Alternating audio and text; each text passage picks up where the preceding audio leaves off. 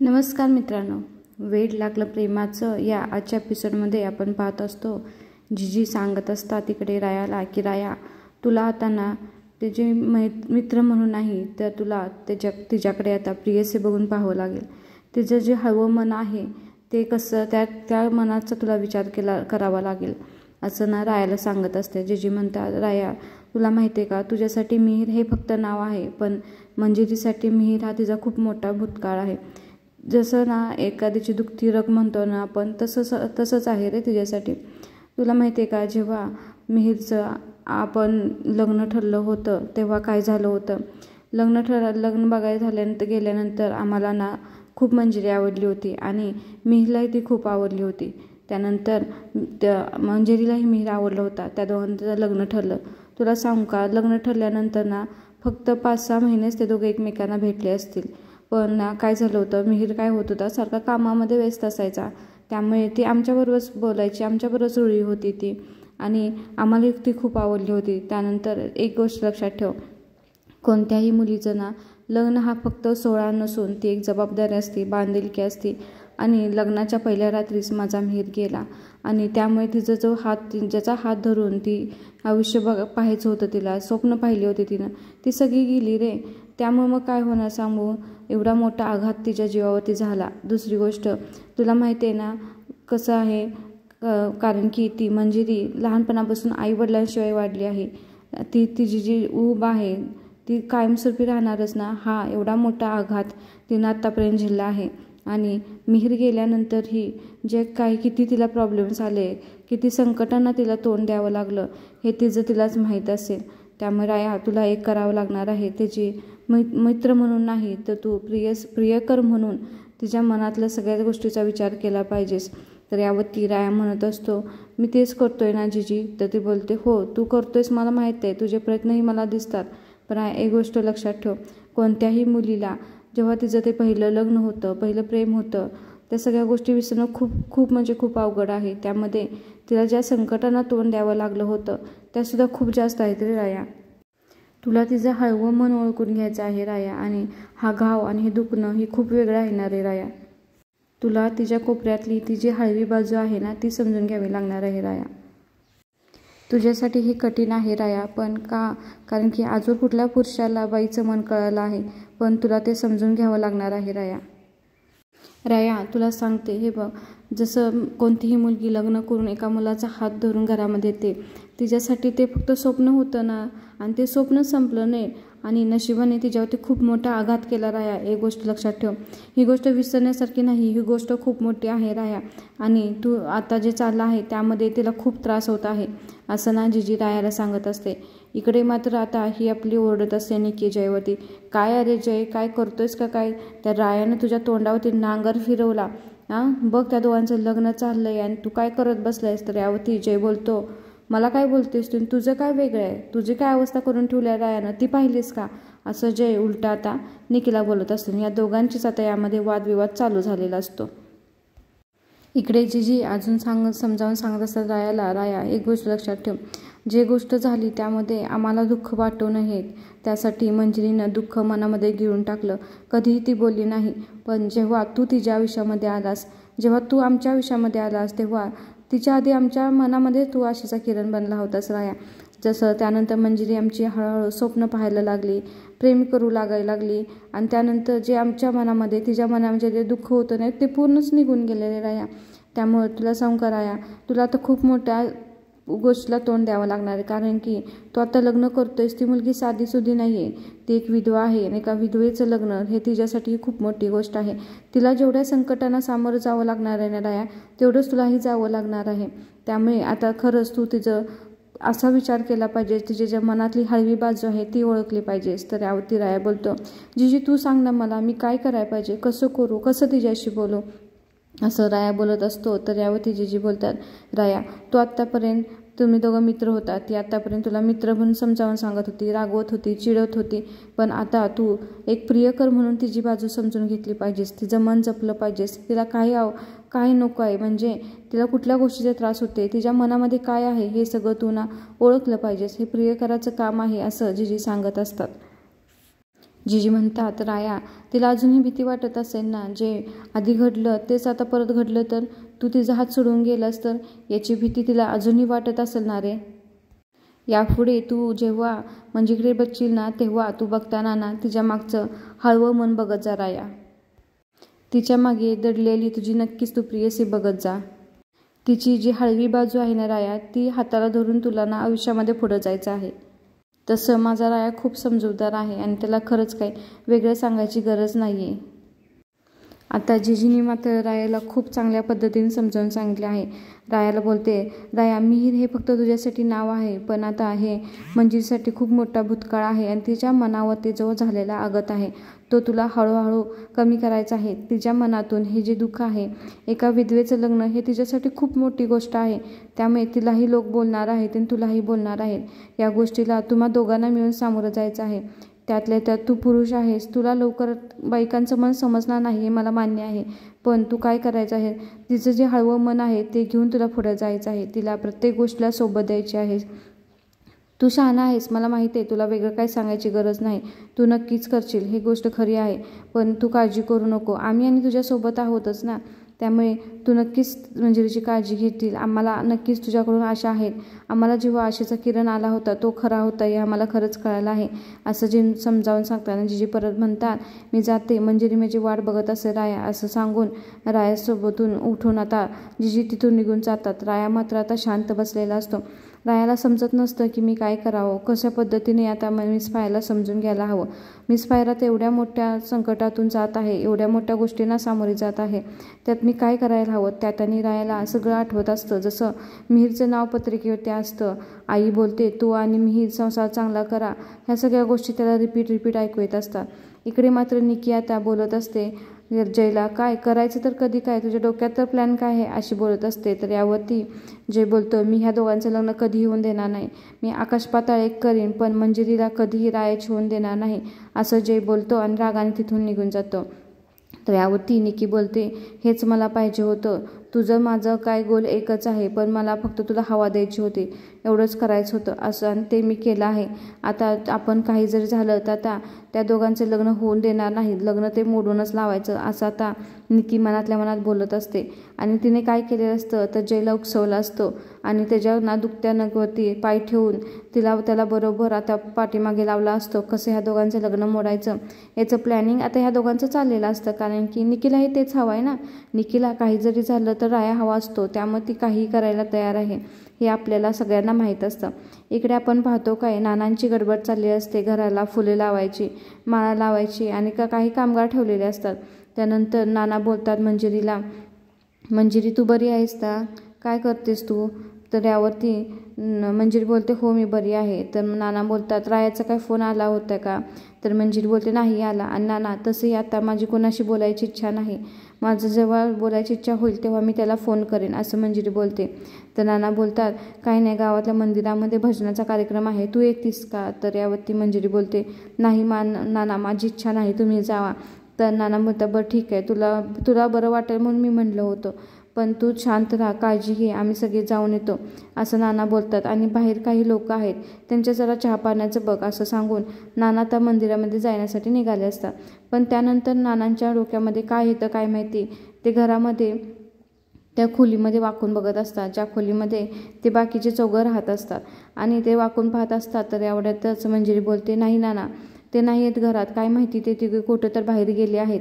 तर नाना म्हणतात, बरं झालं, नाहीतर आमच्या माघारी तुला आणि त्रास द्यायला बसले असतील, गेलेत घरातून बाहेर, बरं झालं, असं बोलतात. नाना तिला सांगून जातात की घरात जे लोक आहेत त्यांना काय लागणार हवं असेल ते दे आणि काळजी घे, विश्रांती घे, स्वतःला वेळ दे, काळजी करू नको, असं नाना तिला समजावून सांगतात.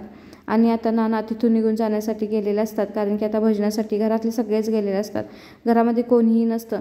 आता मंजिरी घरामध्ये एकटी असतात आणि काही कामगार असतात.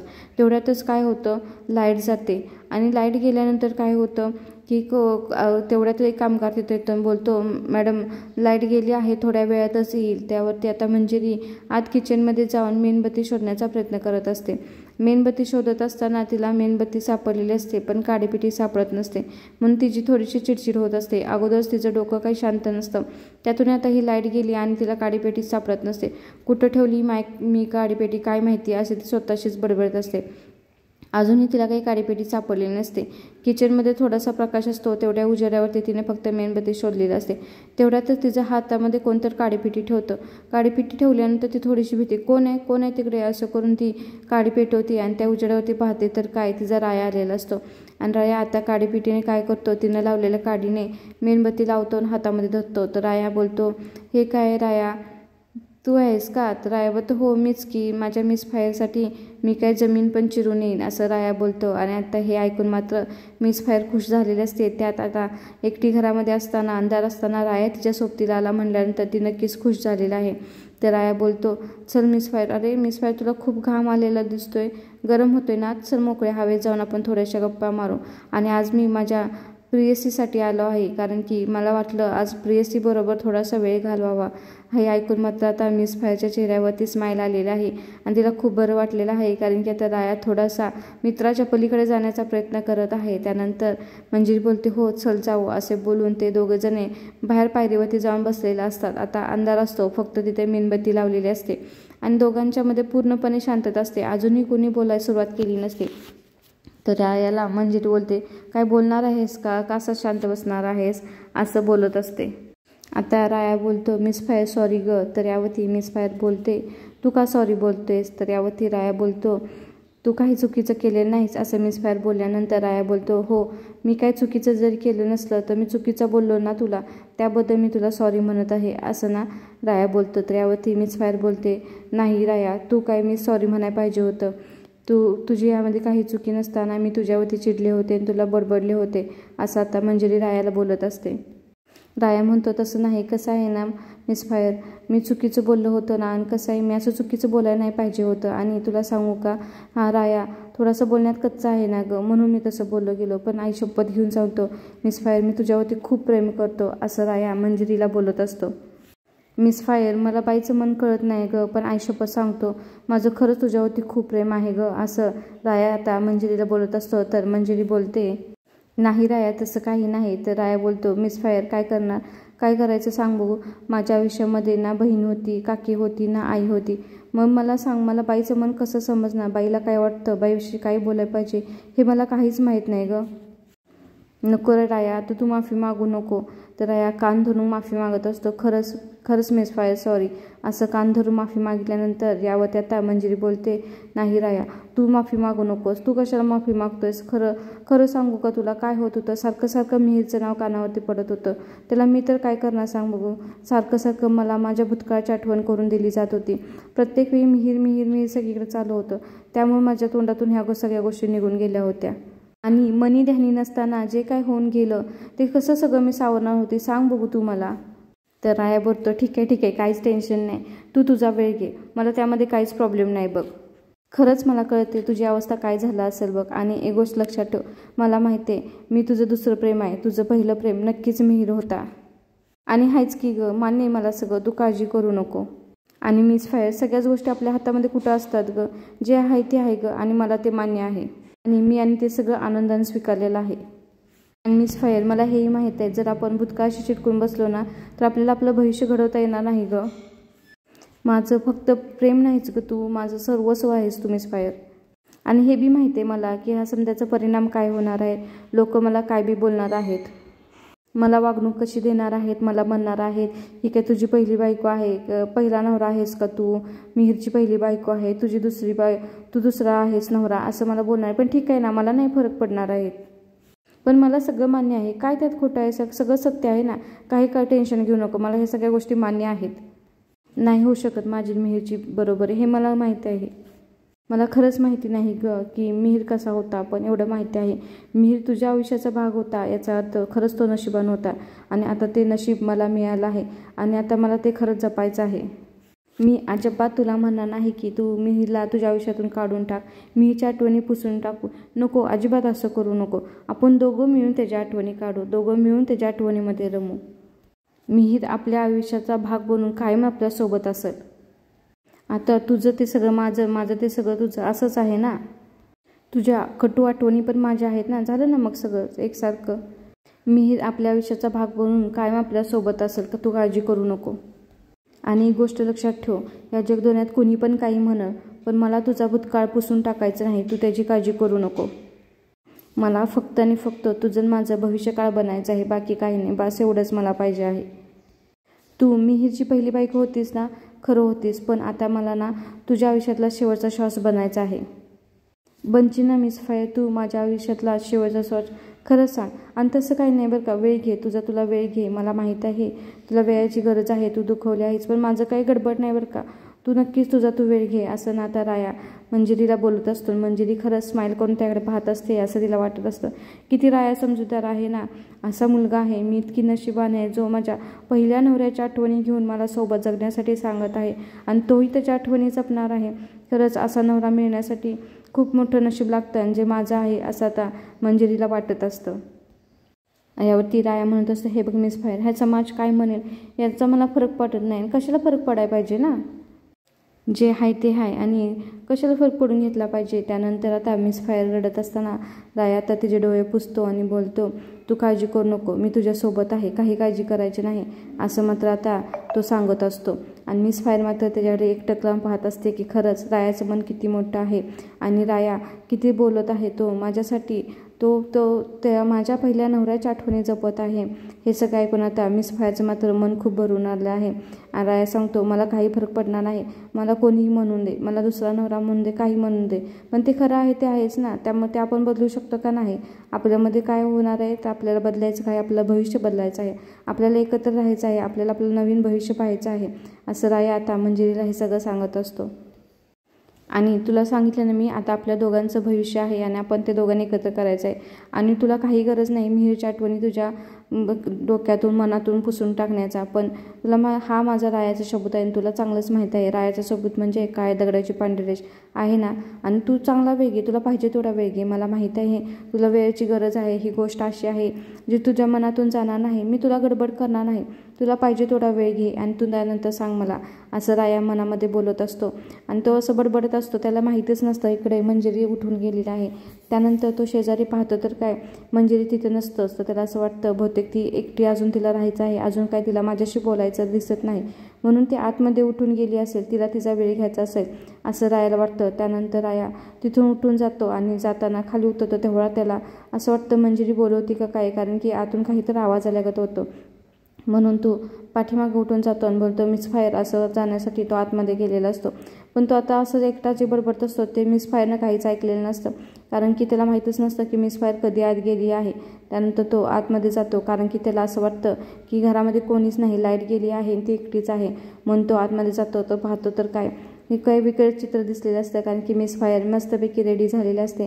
सगळीकडे तिनं दिवे लावलेले असतात आणि आता ते पाहत असतो. त्यावेळेतच आता राया येतो. राया बोलतो मिस फायर, आणि आता पाहतो तर काय, एक दिवा जात असतो आणि दिव्या जात असताना मात्र तिने हात धरलेला असतो आणि त्याचबरोबर आता रायाही हात धरतो आणि तो दिवा विझवून देत नाही. आता ते दोघे एकमेकाकडे पाहत असतात आणि त्यानंतर मस्तपैकी त्यांचं गाणं चालू झालेलं असतं, रोमॅन्टिक डान्स चालू झालेला असतो. राया त्याचबरोबर ते नांदलेली मंडळी असते ती आता मंजिरीला घालायला देतो आणि त्यानंतर त्यांचं ते गाणं चालू झालेलं असतो.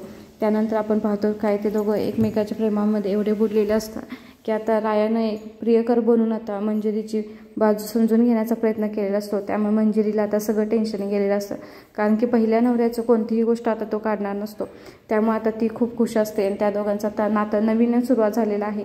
आता मिस फायरला असं पाहून आता राया मात्र खूप खुश झालेला आहे आणि आता तिचा हात जोडून खरंच आभारी आहे असं दाखवत असतो. हे सगळं झाल्यानंतर आपण उद्याच्या भागामध्ये पाहणार आहे की आता ह्या दोघांचा साखरपुडा चाललेला असताना शशिकला बोलते, काय मंजिरी, ह्या रायाला जर परत काय झालं तर परत तू ह्याच घरामध्ये येणार, कोण आहे या रायाला, ना आई ना बा ना वडील कोण आहे, असं बोलते. एवढ्यातच आपण पाहतो तर काय, जे आलेले कार्यक्रमाला लोक आहेत ते सगळे एक एक पुढे येतात. त्यातील एक माणूस म्हणतो मी वडील आहे, एक बोलते मी आई आहे, एक बोलते मी आत्या आहे, मी मामी आहे, मी मावशी आहे, मी बहीण आहे. हे सगळं पाहून मात्र आता ह्यांना खूप आनंद झालेला असतो, कारण की राया आता खाली येतो, मंजिरी खाली येते. तर यावरती मंजिरी बोलते, बघितलंस का तू, तर राया बोलतो, हे बघ हे सगळं पंढरपूर माझं कुटुंब आहे, तुला समजलं का? तर यावरती आता मंजिरी बोलते शशिकलाला, तुमच्यासारखी त्यानं माणसं जोडलेली नाहीत, तुमच्यासारखी त्यानं काही माणसं तोडलेली नाहीत, माणसं जोडलेली आहेत, समजलं का? नक्कीच आता आपल्याला उद्याचा भाग पाहायला आवडेल, कारण की उद्याच्या भागामध्ये आपल्या रायाच्या आणि मंजिरीची एंगेजमेंट आहे आणि त्यामध्ये आता शशिकलाचं कसं नाक ठेचलं जाणार आहे, कशा पद्धतीने सगळं पंढरपूर त्याच्या पाठीमागे उभं आहे, त्यासाठी आपल्याला उद्याचा भाग पाहावा लागणार आहे. आजचा भाग इथं संपला आहे.